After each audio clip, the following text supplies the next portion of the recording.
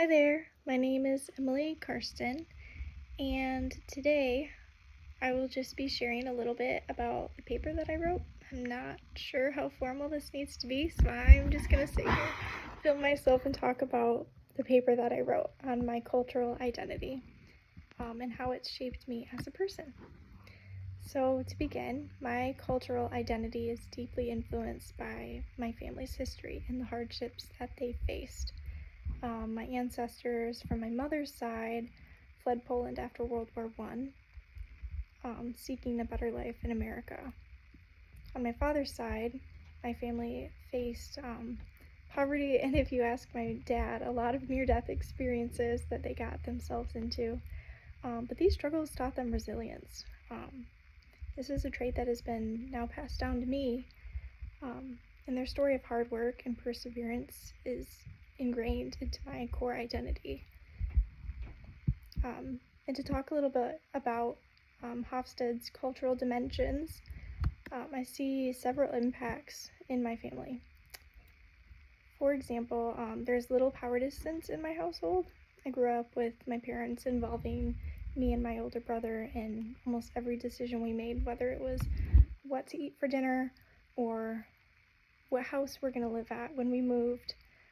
They always tried to make sure that we felt like a valued member in our family. And sure, there's times when, we had to be disciplined and we just had to follow what they said. But yeah, for big or small decisions like that involved our family, it wasn't what my parents said, it was what our family wanted to do.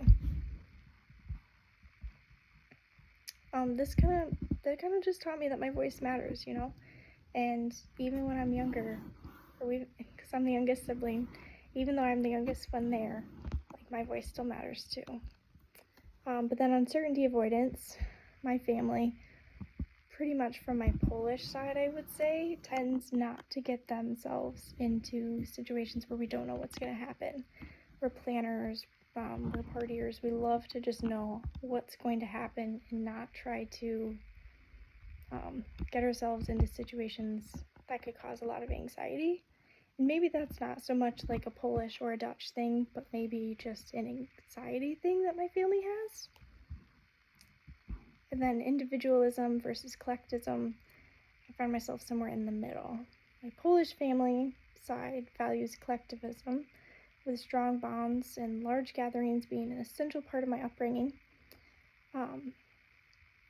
But obviously we're in America, and I've also been influenced by individualism, where I've kind of valued my independence, such as driving, going to school, and my own personal goals and what I want to do. Masculinity versus femininity. My family's very traditional, the man's the lead of the household. But I'm getting married soon. You'll probably watch this after I'm married. But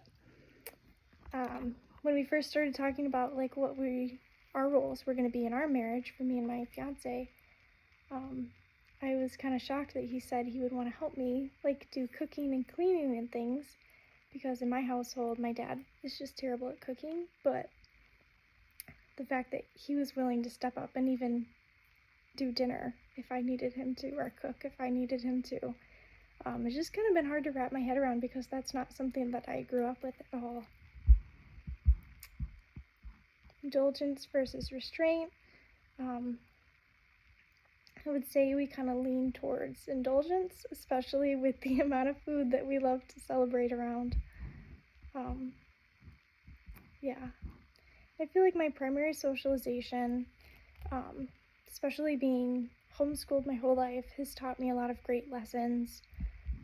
I've spent a lot more time with adults, I feel like, than people my age, which I think really helped me growing up, because then, despite the popular debate that I wouldn't be able to, function in society, I think I was in society a lot more than other people even were, because I was out, doing math class at the grocery store and just living and talking to people in the real world versus just sitting in school. But I also feel like some language barriers don't feel like obstacles to me, but just a different frequency in which I need to communicate and love people. Because growing up, I was always taught to just love people as they are. And I was recently giving the analogy of like love frequencies. So if everyone's a radio, there's different frequencies in which you can tune your radio to. And some people are, like, what's the word? Some people are on a different frequency, basically. And so you have to tune yourself to their frequency and their needs in order to feel their love. So if you can't communicate verbally with somebody, you can smile or wave or do something nice for them, which is on a different frequency, which I really like. I really liked doing this paper. It kind of made everything make sense just in my own brain and my own life and my own family. It was fun to do, so I hope you also enjoyed doing this. Thanks.